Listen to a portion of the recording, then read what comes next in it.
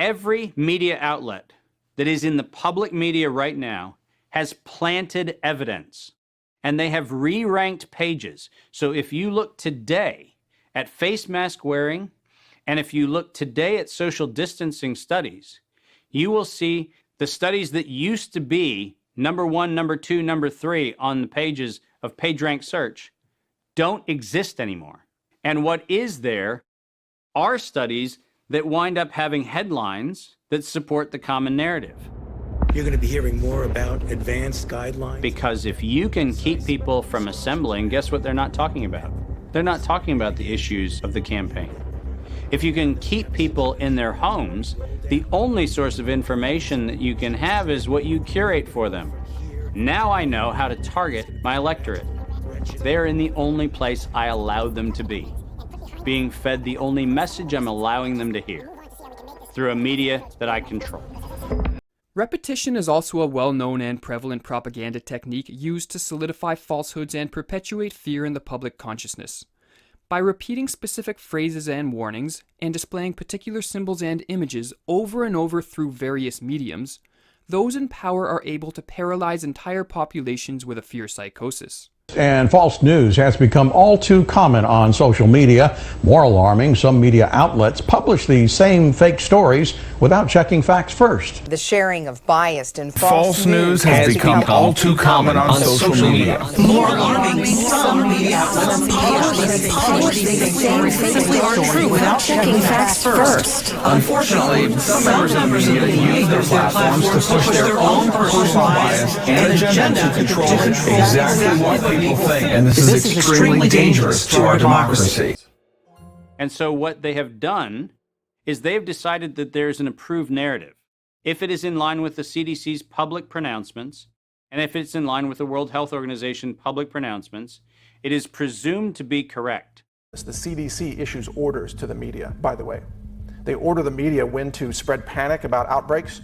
They order the media when to not say something about dangers of vaccines. The CDC is a criminal operation. And just as a quick side note, a Democrat, Robert F. Kennedy Jr., has now called for the extradition of a CDC vaccine science fraud artist who fled the country with millions of dollars in taxpayer money and has been hiding out in Europe. And his name is Paul Thorson. And he worked with the CDC to fabricate fake vaccine safety studies. And he's a fugitive from justice. The CDC is a criminal organization.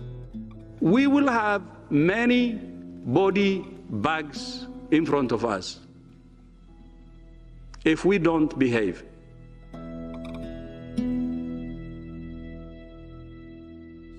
You cannot find a person promoting this scenario that's not part of the interlocking directorates of the World Health Organization, the CDC, the NIAID, or the organizations that are the philanthropic cover organizations that fund them.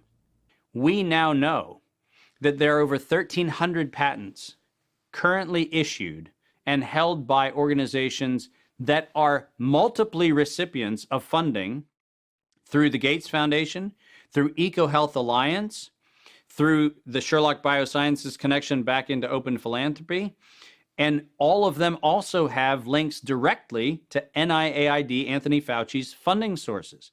If you have conflicts of interest in the funding and in the decision-making and in the inside knowledge that you have between competing or competitor organizations, that is a violation of the antitrust laws of the United States. These are federal crimes.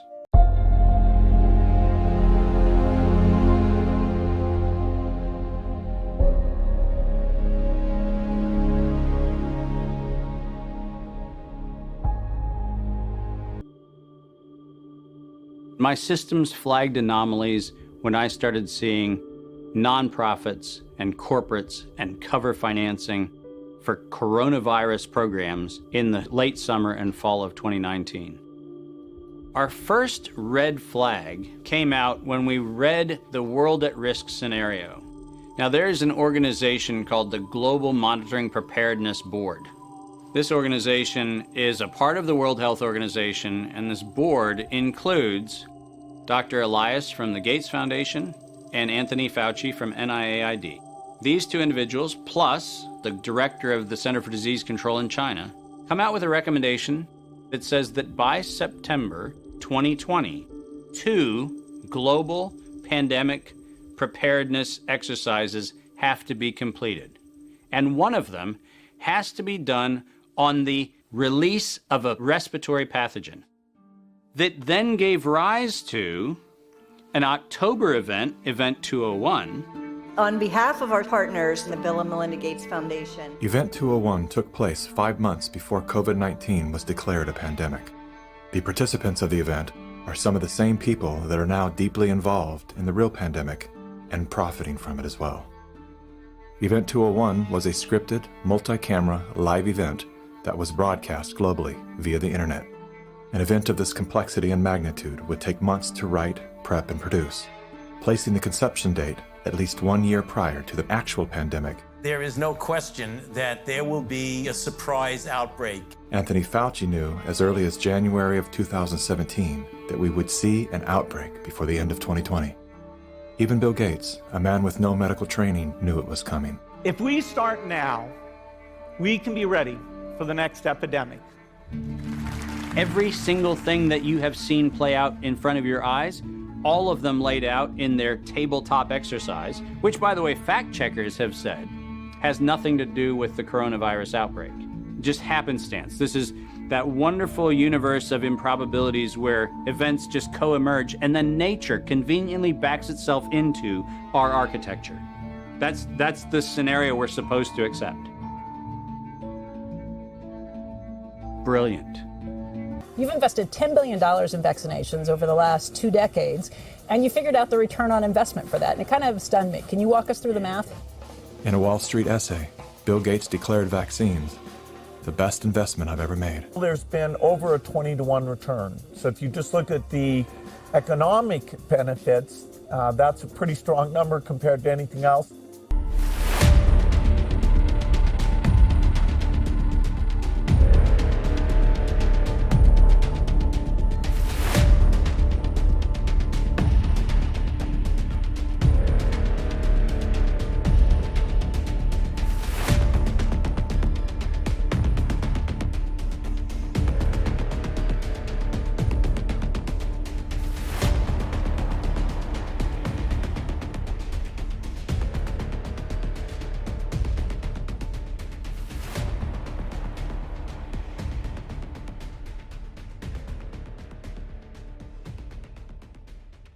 The very vaccine that's one of the two that has absolutely exquisite level, 94 to 95% efficacy against clinical disease and almost 100% efficacy against serious disease that has shown to be clearly safe.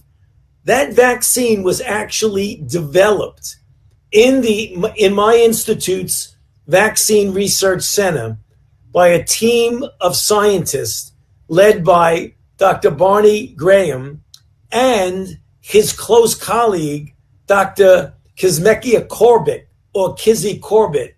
Kizzy is an African-American scientist who is right at the forefront of the development of the vaccine.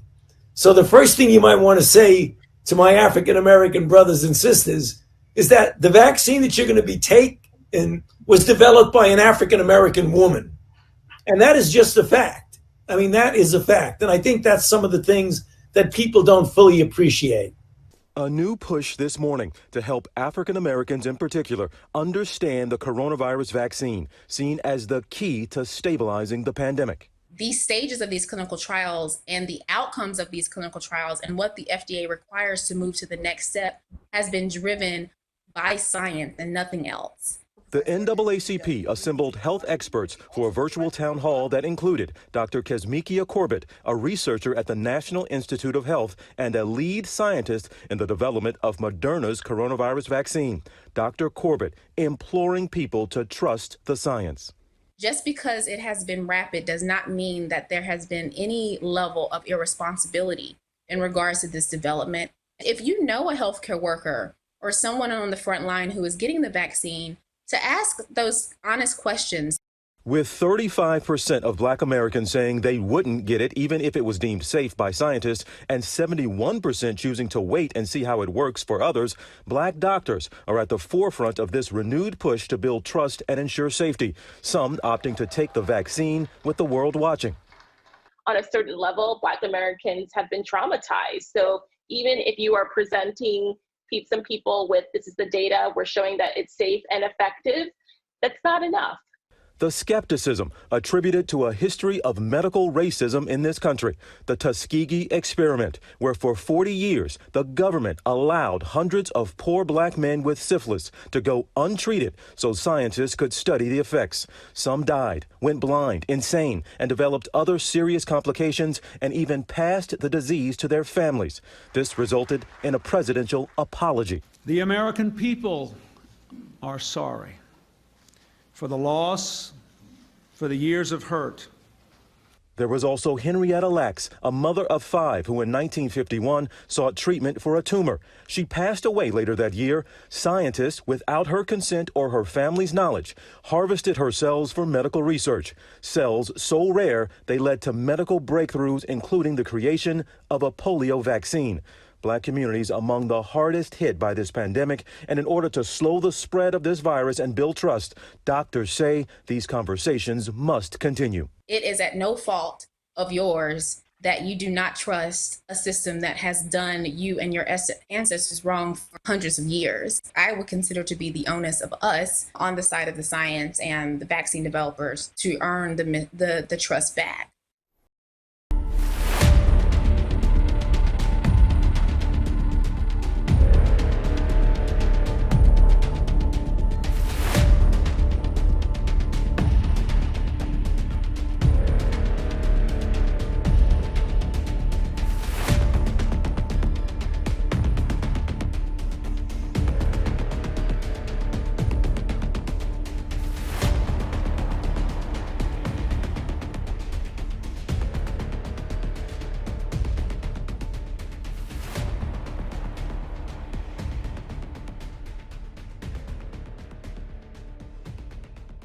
Dr. Anthony Fauci admitted the skepticism is understandable. It's a shameful history that we have to just deal with.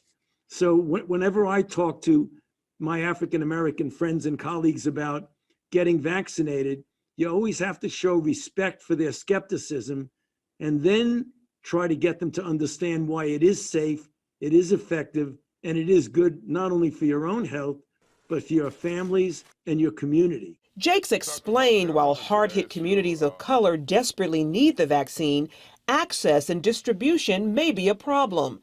He suggested using churches and other faith-based groups as a solution.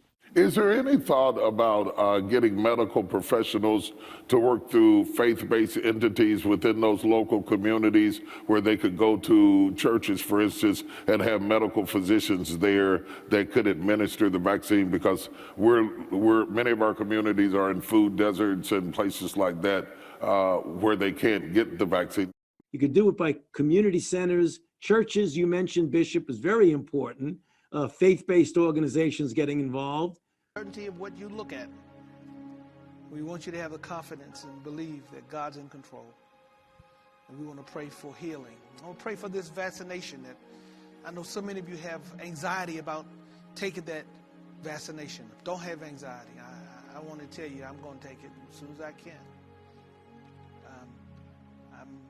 I'm not putting my trust in the vaccination. Some people talk about, I ain't taking it. My trust is not in that. My trust is in God and in the confidence of Him to protect me and keep me. But I'm not going to not participate in the medication that, by the way, a black woman came up with this medication. She did. Absolutely. Yeah. So we want you to be encouraged that if you have an opportunity to take it, don't be afraid. I hear so many people talking about they're not going to take it. Please. I don't think that's the right posture to take. I would encourage you to take it when you get that opportunity.